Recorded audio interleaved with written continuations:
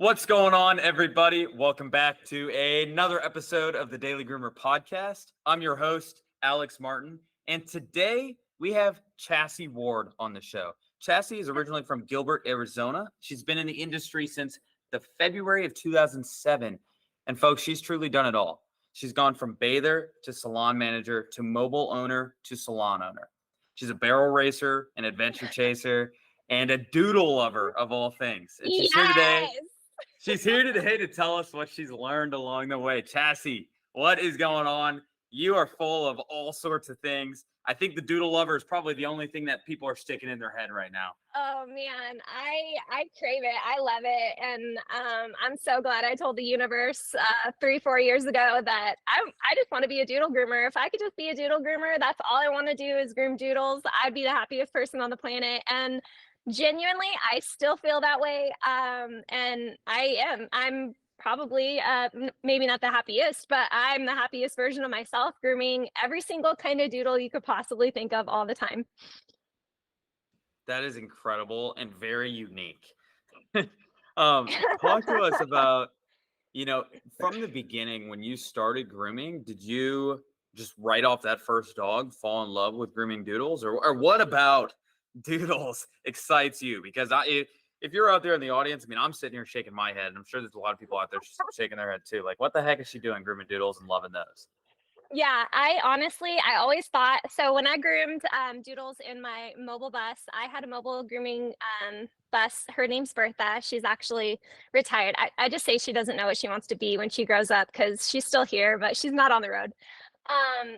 But I would have like new doodle owners and new doodles come in, and they were so happy to see me. Like, they could be puppies, they could be 4 or 5 years old, and they were just like incredibly happy, excited to see me when I was blow drying them, when I was in the bath, when I was, when just the whole time grooming. I'm like, okay, I either like caught some luck and this breed is just like, my vibe, or these are just how they are all the time. And I swear it was also intriguing to me from a customer standpoint, because you could actually, and maybe this is, like I said, maybe this is just a vibe that I like, drew, but people wanted to be educated. They were like, hey, how do I take care of this coat? The time lapse between me seeing you next time, which most of my doodles are on a 4 to 6 week schedule and were when I had the bus. What do I need to do to, keep this coat an inch and a quarter, and maintain it so I don't have to shave my dog down? And I was like floored by how much people would absorb, and just whatever I said was gospel. They were like, okay, cool. I need this dematting rake. I need this comb. I need, this product that Chassy sprays in the coat before she brushes it. And they were just like absorbing all of it, and I thought that was probably the biggest reason why their dogs were so good. I'm like, obviously you've messed with them with some kind of tools, maybe not the ones that I'm completely obsessed with, but you've you've done some kind of good in their life or their past groomer before I showed up to your door to be so open and excited for this part of their life, because I couldn't say that prior to being, in a corporatized place. I wasn't always able to just get the best of the best. It was like, hey, you can't say no. So this is what you're grooming today. So No, yeah, that I was makes like, hey, sense. universe, bless me every day. Like, give me all the doodles. And That here is we so are. funny. I'm sure every groomer right now is looking up how far Gilbert, Arizona is to send all their doodle clients. Yeah, they're like, that No, girl Chassy, she's on one. no, that is crazy. Doodles are such a different, vibe. And I love what you said about the owners. I think it's not even the dogs, it's the owners too. Doodle owners are completely, unique vibe as well. So it's really cool that, hey, it's like, Alex, I just like doodles because I like their vibe. I like their owner's vibe. They're extremely positive and happy at Yeah. all times. I guess that's really all it takes though. And I feel like a lot of us maybe overcomplicate why we like grooming certain dogs or why we don't take certain ones, when at the end of the day, a lot of it is just feel. Like, how do we feel when we're with them? How do we feel when we're Yeah, not with them, totally. etc. Yeah, Talk to and I'll me.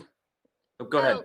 oh, I was just gonna say, I'll tell you what, after grooming doodles, I don't really groom small dogs anymore because um I have girls that love grooming small dogs and they're really good at it, but I don't even feel like I'm good at grooming small dogs anymore because I'm so used to, grooming a certain way and a certain style with the different doodle coats that it's like my girls can have the small dogs, which they like it because it sometimes gets a break from them grooming doodles all day. But yeah, that's all I want to do.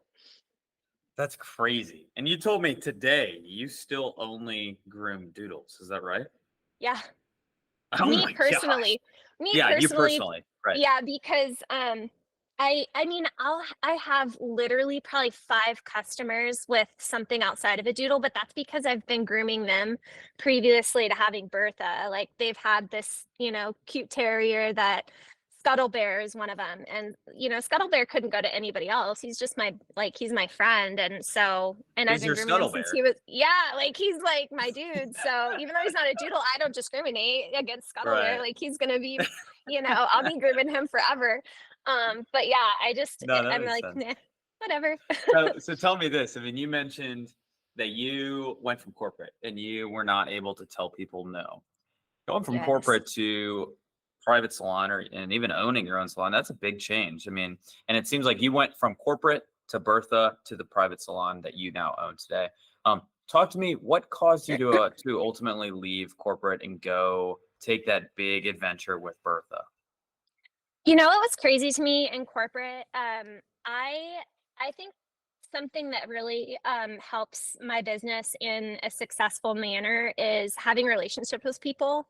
I love connecting with people. I love calling them by their first name. I love being on a report with them where they feel like I'm an extended part of their family because I feel the same way about them. And I'm kind of picky and choosy with my customers even now, knowing like, you know, how I can trust them and them trust me, not only with their animals, but with just a relationship. Corporate would not allow me to do that. And you know, honestly, at the end of the day, I did exactly what they were afraid I was going to do. But one of the biggest things is they wouldn't allow me to have these like conversations with them to get to the why of why their dog's matted for the third time after, seeing them and what they're doing wrong. And it was like, this very like, okay, you're going to do this and then you're going to do this and then you're going to do this and this is how you're going to always do it. You're not going to go outside of these lines or you're going to get rode up. You're not going to hug Janice because you see her every 4 weeks and you feel like she's your Aunt Janice, because I don't want you to have this kind of relationships. And then on the flip side of that, I've always loved the girls that worked with me and for me. And I was from the time that I started, I mean, I went from grooming academy to becoming a salon manager, literally, like overnight. And it was the best thing that ever happened to me and the worst in the same pattern because I left as a bather and I came back as everybody's boss. And it was like, I mean, that was really awful. That was a really that was a really scary time in my career. But I honestly like felt like a little phoenix and like rose from it because I felt like I needed to lead these people because they didn't have any direction. And then, down the road, I was leading people and loving leading them, but I could only do it, based off of this book and this like manual. And I couldn't fraternize with people. I couldn't be myself. I am like one of the most bubbliest people and I love personal connection and I love like deep conversation, but I couldn't do that because, God forbid you like have favorites and like all this stuff. And I'm like, oh my gosh, they really make it hard to just be yourself. And I'm like, I have got to step away from this. And I thought that jumping into a bus away from all of, people and management and like anybody telling me what I can and can't do, I was like, I've got to like decompress from this life and see where this takes me. Like, this might not be what I'm gonna love. I mean, I was so excited because my husband and I built Bertha from the ground up. She was a little I got her from a Phoenix auction and she was actually one of those like patient transport vans like that they take to like nursing homes have them, and she Yeah. had like seats in her. She had like a little lift for a wheelchair. And, I gutted her. My husband and I gutted her and put everything I wanted in her. And I was just like, I cannot wait to hit the streets with Bertha. Like, we're gonna have the best time. Um, and having that break from actually like, working with people, having employees, and answering to anybody but myself was like the best thing, because then I could appreciate the other pieces that I did have for prior to that, 14 years. And I was like, Bertha's cool, but like I love having girls around, having an extra set of hands, Right. training, leading, and all the things that come with having like a storefront or like a team.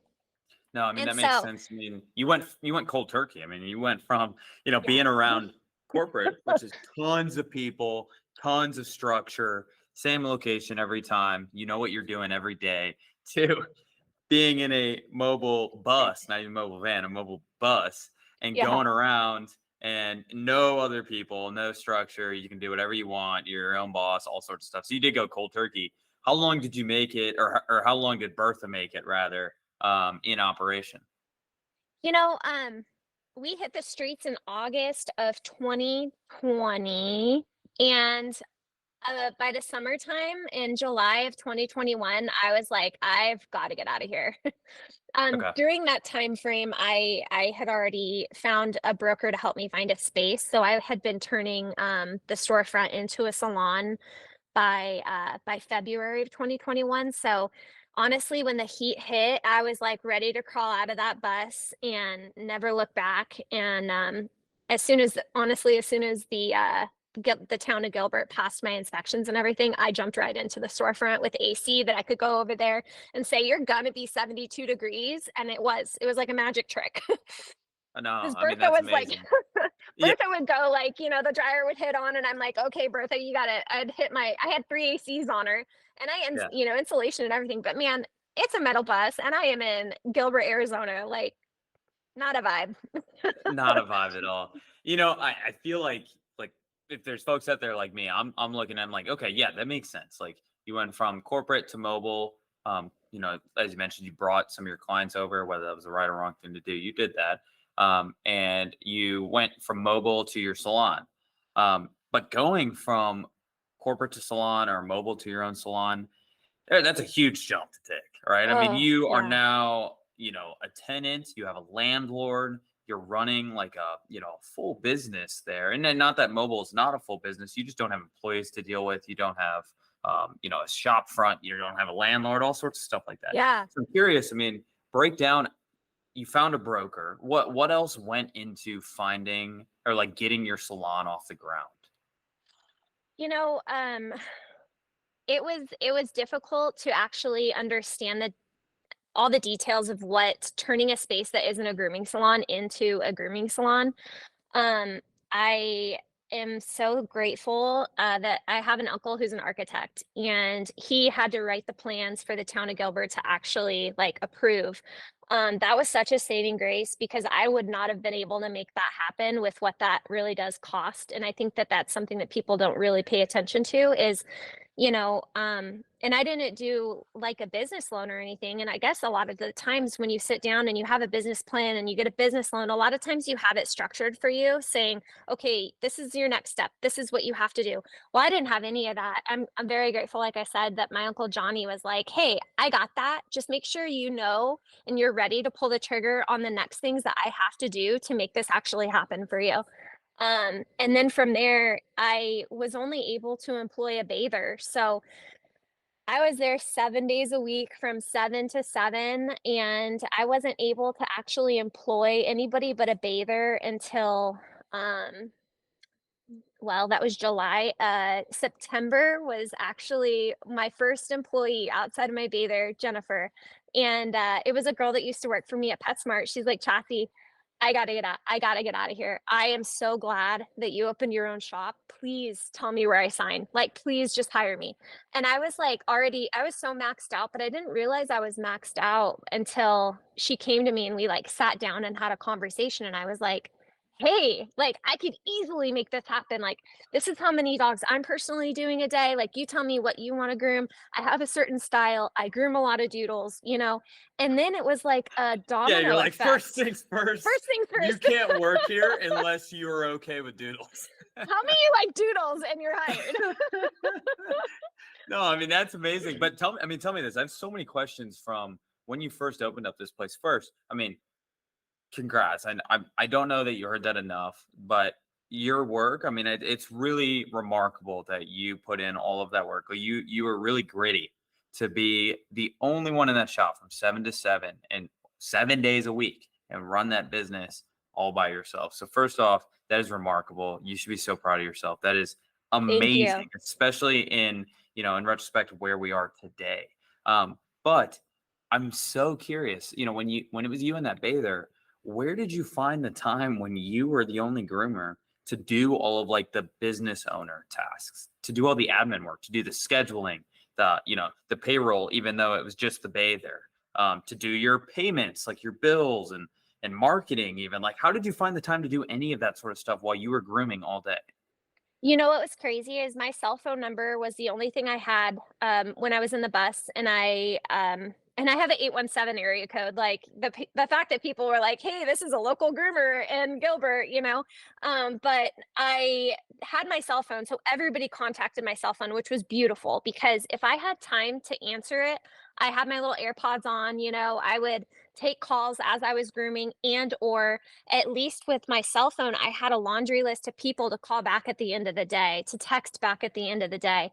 And just returning voicemail, it became my like evening nightly duty. And sometimes I would just, if Jenny was done, earlier than I was because I was grooming and she was bathing for me, I would just hand her my cell phone and be like, hey, if you could just attack like at least half of these, like kudos. I need to get ahead of it before it becomes a really big problem by Sunday. Um, and then what's wild is I have yet to do any marketing. I think that the coolest thing in the whole wide world, and I'm like all about law of attraction, like my my customers tell their friends, their family. I mean, everybody that walks in the door knows somebody of the small clientele list that I started when I left corporate. And they're like, hey, do you remember Patty? And I'm like, Patty Reinhart, Patty Shoemaker, and then they're like, oh, Patty Shoemaker. And I'm like, yeah, like I love her. I've been grooming her dogs for like the last 10 years. They're like, oh, she's my neighbor. And then when I was in the bus, it was wild. I have this one customer that owns a chain of Mexican food places. It's called Sombreros, big time thing here in like the valley. um, Tim put me on his social media and was just tickled pink by the fact that I was like doing it. Like he's CEO of this big like chain restaurant, and he's like, "Hey guys, I'm sorry that I didn't share Chassy's information before, but this is my dog groomer. I knew nothing about Golden Doodles. She is like everything that I ever asked for. The breeder didn't tell me what I needed to do with this coat type. She comes to my house every 4 weeks. Like, please support Chassy if you're looking for any kind of dog grooming." And I was like, my phone melted. He melted my cell phone. I could not, like, I was in the bus at the time and I could not answer my phone enough. And like every single person that I answered the phone, they're like, hey, you groomed Tim Vasquez's dog? Like, we have to have you groom our dog. Like, Oh Tim my Vasquez is like gosh. the guy. And I still thank him like every time. I'm like, it almost makes me cry because I'm like, Tim, you're the reason that Bertha blew up. He's like, no, I'm not. You're the reason Bertha blew up. And I'm like, man, but word of mouth is everything. Like I said, I love having feeling like people are like a piece of my family. I feel like they are when they walk in the door. And no, I don't get to meet everybody that walks in the door now, but like most of them are foundation from the people that I built when I had my mobile business. And most thanks to Tim. So Yeah. I don't do any marketing, but I'll tell you what, like I wish that I did have time, or at least I'm sure I could find somebody to run my social platforms, but I don't think it's necessary when I'm turning people away anyways in the storefront. It's like, man, if that's one less bill I have, then, that's like more that I can do and recycle into the shop. So I just haven't yet. And then, with the bill stuff, most of the things I had already set on automatic, so I didn't even need to. Um, Side note, my tax lady is the best, and I groom her dogs, and so we do like kind of a trade.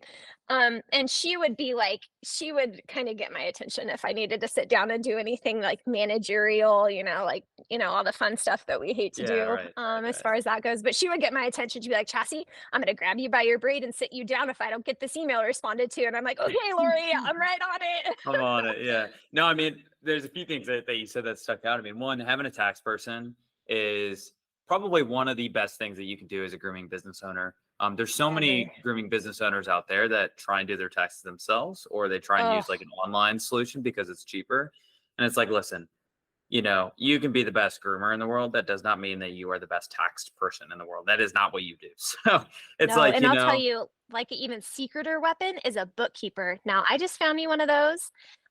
Sarah is a godsend. I kiss the ground that Sarah walks on because she keeps everything organized. If I, for some reason, have a new transaction with somebody that she's never mentioned, she's personally texting me, hey, was this business or personal? And I'm like, man, I just put my PIN number in for that. Like, you're good, Sarah. She's on it and it is worth every penny. And I'll tell you what, it's not even that expensive to keep Sarah. And she's in my stuff every single week, making sure it's organized. So my that's tax lady, insane. Lori, is like, hey, you're the best. You're like, I have no issues with you. You're not, I feel like sometimes I'm in the principal's office with Lori, but not anymore since Sarah's on board. Like, she's the best That's thing ever. awesome. That is so Yeah. cool. So, I mean, let's stay on this vein. This is, for those of you got or for those listeners that don't know, how big is your salon now? You have how many employees again? At 14. 14 employees. And so, before we dive into all sorts of operational stuff that you did to get to that point, you noticed or you noted that two really important things to you that enable you to run your business well today are a tax person and a bookkeeper. What else what else do you use? It could be, other people, or it could be softwares, or it could be whatever it is, right? Like, you guys have a website. I like your website. Like, what else do you guys use to be able to successfully like run your business today?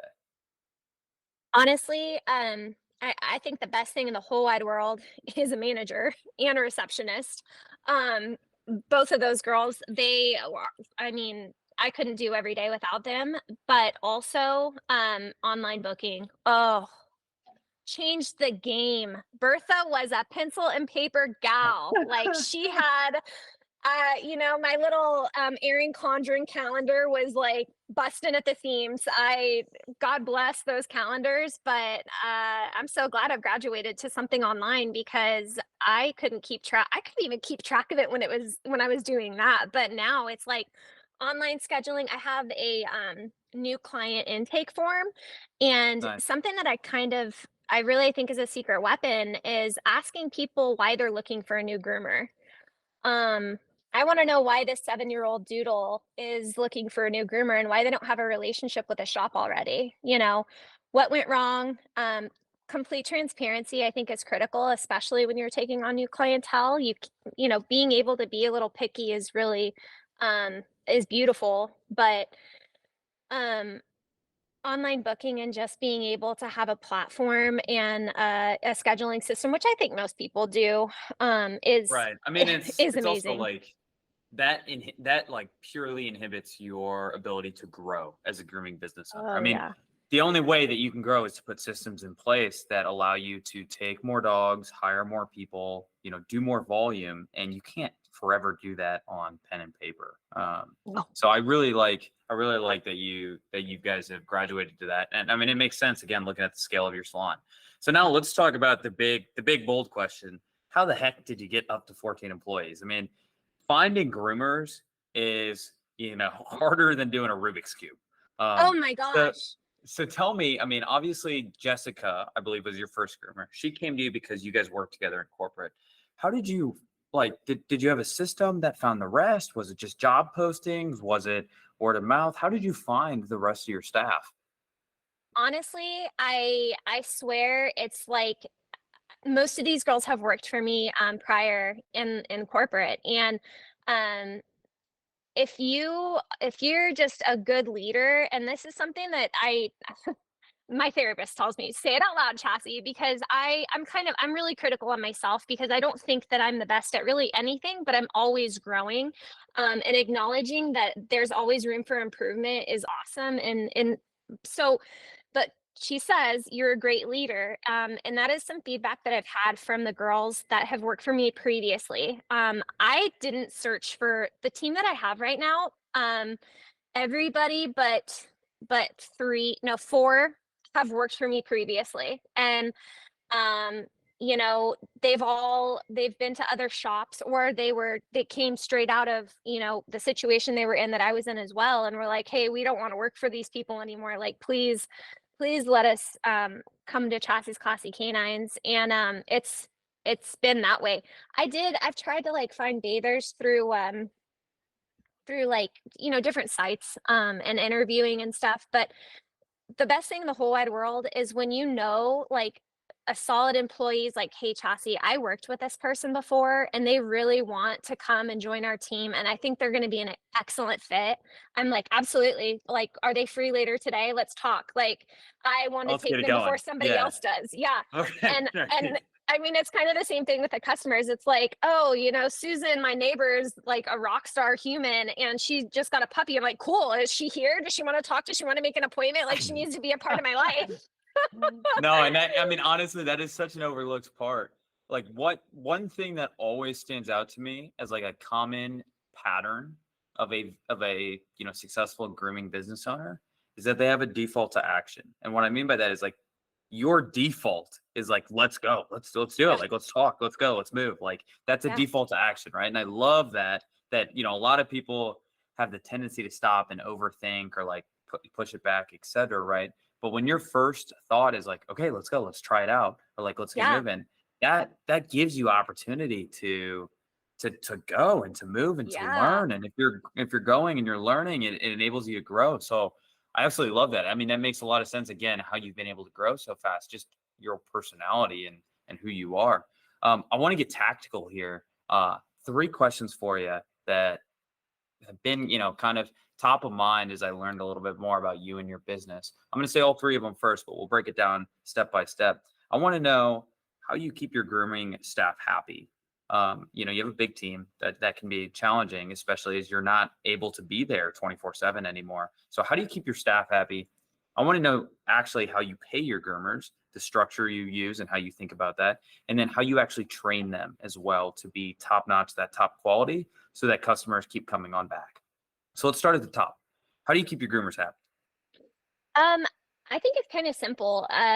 You know, with each new personality that we add, I'm so open to change. Like, I don't have a set, you know, the biggest thing is our foundation when it comes to safety. If that has to be worked on, I mean, I attack it as soon as that person walks in the door, and understanding where, you know, what my expectation is versus what they were used to, and then we kind of move forward and grow on that. But um I'm like, hey, what works for you that isn't working here, and having those conversations and understanding like, hey, you know what, Chassis, I don't want to work on Sundays. It's like, awesome, I'm closed. Like, you know, aside from being closed, it's like, you know, just understanding each person individually and knowing like, okay, we can evolve and change based off of that, because I think that's a great idea. And not being so like narrow minded, like this is the way I do things and this is just, you know, just so set in stone. I mean, my whole salon's changing in January because of this dog virus, because I used to be a cage free facility. I have 14 groomers now, and that is like absurd. I can't be cage free, you know. For the amount of dogs that are coming in my shop every day, I have to go by appointment starting in January. And that evolved just from having, you know, hiring three new people the last 4 months. Just being open to understanding that, you know, you have to have conversations with each person differently than you have them for others. And knowing Right. that like the accountability is all I've been dubbed the accountability police, but I think that's the best reward I've ever, I mean, that's the best thing I've ever been called in my life, because I think that everybody should be held accountable to certain standards, especially working for me, but just being good humans anyways. And not letting that slip up. It's like, I'm going to treat you like I do everybody else. but maybe the way I have a conversation with you is going to be different because, you know, you need to be talked to this way or you need to be held accountable this way because of your Right. personality type. Instead of just being like, this is the law, like there is no laws at Chassis Classy Canines. Like just as long as like the dogs are like safe, happy, and living their best life, and we have good, healthy relationships, like that's law, I guess. No, I love that. I love that. So to sum up, the only law is the paw. So the only Yes. laws go around the dogs. And outside of that, it's just based on everyone's personality, right? And I think Yeah, again, that's why everyone, whether we agree or not, that's kind of why people start in corporate and leave corporate is that it's too structured and everyone, we're all artists in our own way. yeah, And man, so to fit into especially in that this structure. industry. Exactly, exactly. So I really like that. I mean, you can be disciplined to be a successful business owner, but you can also be flexible and adaptable around your employees. Okay, Absolutely. tactical question two: how do you actually pay your groomers? So talk to me. Are all your team, are they on salary? Are they on hourly, commission? Talk to me So, and give me the deets too, if you don't mind. yeah, so I pay all my girls commission. I when I first started out, I actually 1099 because I didn't have very many people and I mean that first like 2020 season of just having a couple employees, I 1099, then 2021 came around and I'm sorry, in 2021. Um and 2022 came around, I moved everybody to W2. Now groomers commission, sorry. My bathers are hourly. Man, and the way that I structured my shop is the bathers bathe most all groom dogs. And because of that, I compensate them, you know, with a decent hourly rate. I mean, they do everything for us. We and but also they are like the most critical part and backbone of what we do every day, you know. And these girls I make sure feel that in everything they do, they are highly respected. I mean, we are all equal and I mean, I fired a girl over thinking that she was above a bather. And the conversations that came from that, I'm like, that's not going to work here. But I mean, my bathers, they kill it, and they set. You know, they bathe and dry everything. They're paid hourly, but then also they take on bath dogs too, and then get tipped out based off of whatever's tipped. Okay. I don't have a lot of back business. I mean, I have a little bit, but for the most part, they bathe Okay. and dry every. And your groomers that are on commission, is their commission tied to how long they've worked for you, their skill level, the amount of dogs they take, or is everyone on a flat? If you're a groomer at Chassy Classy Canines, you get a 45% commission. So most of my groomers are 50%. Now I have a manager and she gets paid 60. She does everything for me. I mean, she's my right hand. She's my right and my left hand, like let's be honest. She takes my phone and answers text messages because I still get a lot of clientele's referring my cell number and not the landline number. But I'll be like, hey Bella, can you own this phone for like the next 6 hours? And she takes it, dissects it, books appointments. And then I actually have it's so cool to say this. I have a groomer that I wanted on my team for 2 years. I knew Caitlin when she first started out, and she has this certain way of, making a dog. I mean, I don't even I'm gonna have her demo for my whole shop because I don't understand how she makes these dogs look so perfect, but she's got this way of just grooming that's so different than me. But I'm obsessed with it. And I wanted her to be on my team 2 years ago when she started working for a shop up the road. And I was like, man, Caitlin, I'll do anything.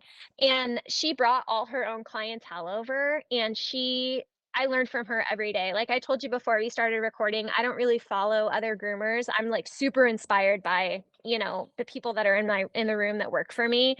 And I feel like we grow together really well. Caitlin is a driving force of that. And she totally inspires me to be like a different and just get outside my comfort zone and like do an Asian fusion. And I'm like, man, I want this to look like the dog that she just posted about 2 days ago. And like I still haven't mastered it, but um But it's I do cool that you pay have her. someone in your shop that you that you Yeah, look and up to Bella's and the your same way all your too. groomers. Yeah. Yeah. Yeah, Bella's so creative with color. I used to do a lot of color when I lived in Yuma, but I got too busy and I wasn't able to perfect it. And so now I give all the color to, Caitlin and Bella and some of my other groomers that want to learn. But I learned from them and I like watch them and see how they get something. And then I'm like, okay, like I want to recreate what you just did. Show me how to get there. And I think that is the most rewarding thing in the whole world. I think as a business owner, as a groomer, as Chassy, is just having people in your own space that are like, hey, like I want to grow with you. And I feel like that's what we do all the time is that growing in the right direction. No, absolutely, absolutely. That is really cool that you can find people to be around that inspire you and that you can learn from. And there's that mutual respect that I respect what you do and you know a lot of stuff that I don't know. And at the Yeah, same time, you might respect what I do and know a lot of stuff that you don't know, right? As we totally. wrap up, I want to leave our audience with two tips. And so the first tip, you're the golden doodle queen. What should we be telling our clients about taking care of their golden doodles between grooms? Man, I'm a stickler with having products on hand that you can actually be like, "Hey, this is what I recommend." And I'm a really big stickler on a certain type of slicker brush that is made for longer hair than an inch because most of the doodles that I groom are in between an inch to an inch and a half and sometimes two. So I keep the brushes that I recommend on hand. That way I don't have to be like, hey, go to ryanspetsupply.com and try and find this brush. Like, good luck. And then I keep the dematter and the greyhound comb and the spray. It sounds bougie and people are like, do I really need this spray? And I'm like, yes, Susan, you need this spray because your dog's hair can break. You need to protect it just like me and my nappy mane. I've got to spray it before I brush it. The same thing with Fluffy. Like, and so I keep everything on hand. And then that way I can have conversations around it and physically be able to show them how the items perform and how to use them before they walk out the door. And, most of them that I see are every 6 weeks. But if I don't see them for 3 months and they have these tools, like, at least I know they have the tools, to be successful. Right. I absolutely love that. That is there's a lot of times out there where we as salon owners, we don't want to worry about inventory and stuff like that. And for you, it's less about okay, selling inventory. It's more about, hey, I want to make sure that this dog is is well. We want to make sure that he's, taken care of in between the times that I see him. And that also makes, your grooming life a little bit easier So too. much It makes the easier. owner's life easier. It makes the groom sessions easier. I mean, it makes it all easier. I love the idea Yeah. of having them there so you can actually show them how to use it and why you should be using it and stuff like that. Last question for you, which you kind of already answered, but you might have a couple add-ons for me. What are your favorite tools? Like, what are the tools that you could not live without in your salon today? Man, um I just went to the grooming expo in Vegas and I jumped on board with Kinshi's lightning line, and Jonathan, he is the one that created that. And I will tell you what, I have all kinds of different shears and brands and stuff. I can't groom without that. Another thing I can't groom without is the little Chris Christensen. I thought I was getting like punked. And I had ordered a Greyhound comb from Chris Christensen. I thought when I was in Bertha, I was like, awesome, I can afford a $36 comb now. Like I'm growing up. And so I ordered this comb and I open it and it is this bit. It's a 4-inch comb, but it is the best flea comb in the whole universe. Like I use it, I can't even do a face anymore without this little comb. And people are like, Chassis, like I vacuum this thing up more than I see you use it. I'm like, I use it. You vacuum it up because it falls off my table because I use it on every dog.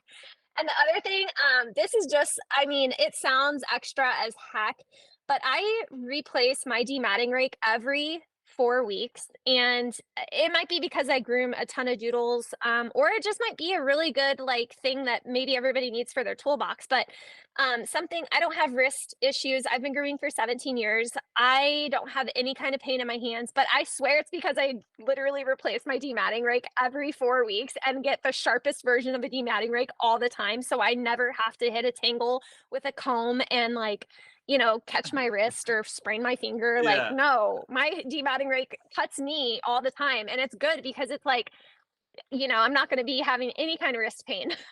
No, I love that. You've got that on the Amazon recurring order right there. Yes. I'm like, always keep me. And I have a lot of my girls like, Chassy, this is kind of like a game changer. Like, I haven't had a new one of these for like 7 months. I'm like, say less, go get a new one. I'm not even going to charge you for it. Just go get it. That is awesome. That is awesome. That is one thing that you don't think about is just as your tools wear, they actually become less effective. Therefore, they start hurting your body a little bit more. And you just kind of Yes. forget what it was like in the beginning. Yeah. And then you remember No, when you have like hip pain from a dull matter.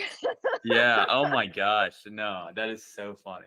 Well, Chassy, you are amazing. I freaking love your story, and it is really inspiring. Again, just like really cool to learn about how you've gone from corporate to where you are now. And I need to get out to your salon. That's the one thing I'm walking away from this That'd with. be awesome. Yes. Oh You're my going to love gosh. it. Yeah. No, and honestly, I love like your guys' website shows off your salon a little bit, and I love that. I mean, it gives me the idea of what it looks like, and that's what's like. Ah, I need to get out there. That is Yes. amazing. So, Chelsea, where can people find you if they want to get a hold of you?